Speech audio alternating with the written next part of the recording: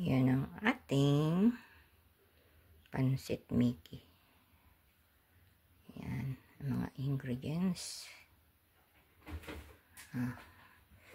May toyo, paminta, magic syrup, salt, Mickey siyempre, repolyo, may carrots, may sibuyas, yung meat natin, tsaka long beans, at tsaka bawang. Ganyan ang ginagawa ko.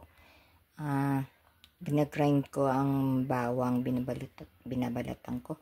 And then, nilalagay ko ng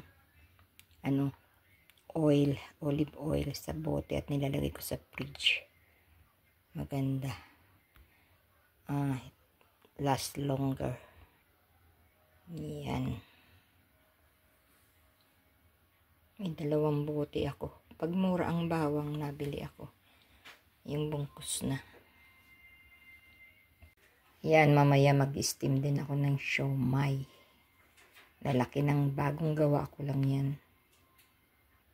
Gusto ko kasi yung siomai sariling gawa ko. Yan. At ito, gumawa din ako ng balinghoy na matamis oil. Matamis na balinghoy. Pag mga nagki-craving, sariling gawa lang namin. Later, steam ko na to. Ito pa lang nilalagay din yung mamasita, pansit canton. Yan, nilalagyan na ng oil syempre. Initan ng konti bago ilalagay ang ating yan, lalagay na yung bawang. Daming bawang yan.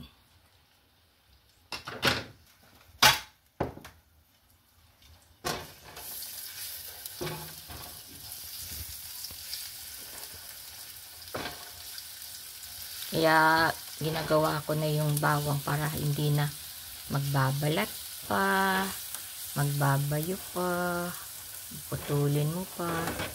Ayan, automatic na. Makakasave ng time. Yan, ang next niyan ay sibuyas na. Amoy na yung bawang. Karne na. Ayaw niya na maraming karne, kaya less lang yun. Ang nilagay ko pang karne dyan, steak na karne.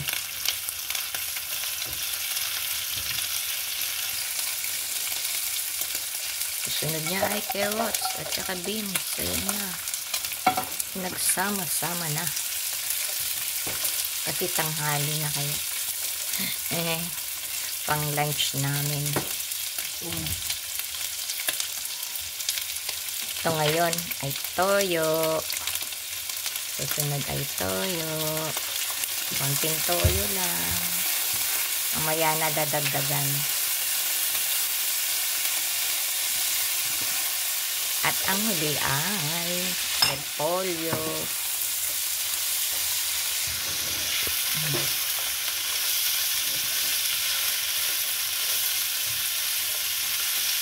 Yan. Ilagyan ng magic syrup.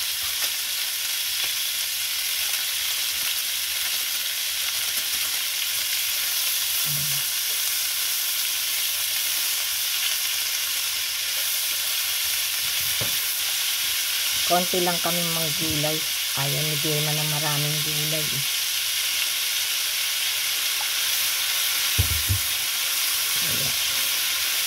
Ang repolyo naman, mamaya, wala na rin. Yan, nilagyan niya na ng mamasita, pansit canton. Yan. Dagdag pa ng tubig. Siguro matakot sa tubig yung pansit Mickey.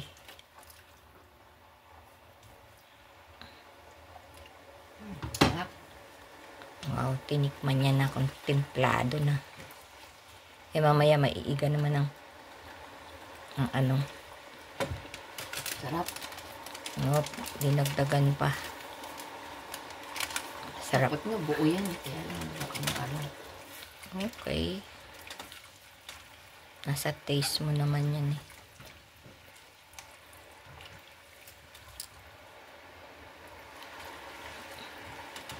Mamaya, yung ano na, Mickey na. So, yummy. Yummy in my tummy.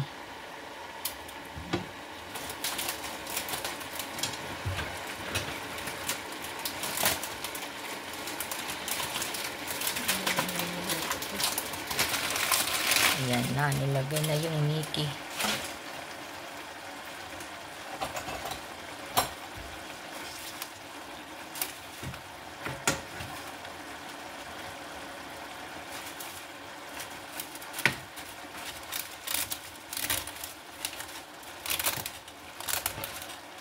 Pag nagluluto siya ng pansit bihon, hindi ko na bablog, kaya ito ngayong sa Mickey ko gagawin. Mag-vlog sa Mickey. Pansit Mickey.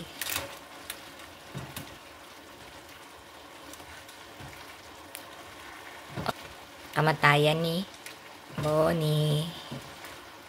Kaya may handa ng konti. Si Bonnie yung una naming aso. Yung panganay namin.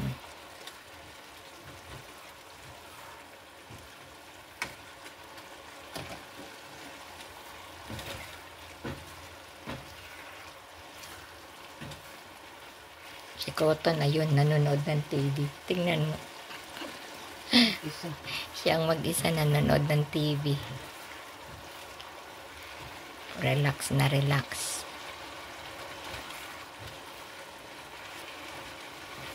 Saglit lang yan. Luto na yan eh. No? Nabiyat ang sabaw. Eh, nilagay mo eh. Okay lang naman dahil maiiga yan dahil sa ano. Hindi pa luto yung...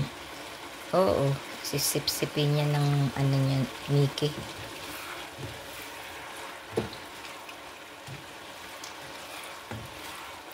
Kasi tignan mo ang Mickey kung luto na. Halo lang ng halo. Pag lambot na yung ano niya, luto na. Importante kasi yung noodle. Isilin mo yung noodle niya. Hindi pa. Hindi pa. Oo, sabi sa'yo eh. Kulangin pa yan tubig mo. Dahil matigas pa ang noodle. Hindi yan katulad ng ano, bihon. Kasi ang bihon nabababad mo.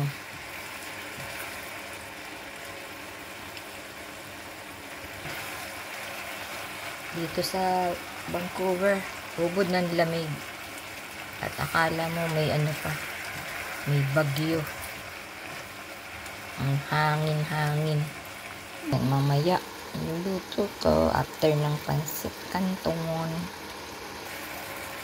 Ayan, malapit na yan maluto. Paiga-iga na lang. Lambot-lambot na ng konti ang Mickey. Ayan. Almost done na ang aming pansit canton. Ayan. Tapos na ang pansit canton. Ito na. My turn naman na luto ng siomai. Ayan na. Magluluto na tayo ng ating siomai. Okay. Lagyan ko muna ng mantika. Ayan, papahiran ko muna ng mantika. Para hindi siya dumikit. Ayan. Ngayon, ilalagay ko ang ating siomai.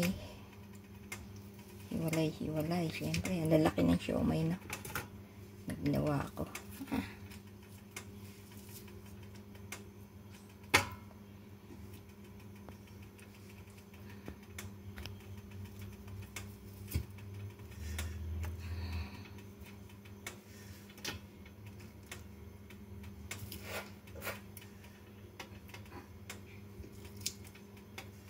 Ayan ang ating siomay.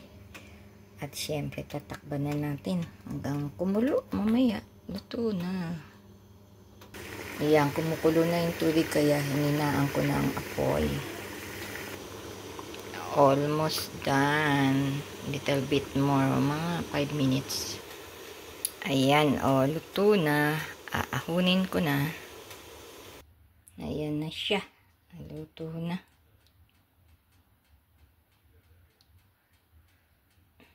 Love you guys. Please like, share, and subscribe.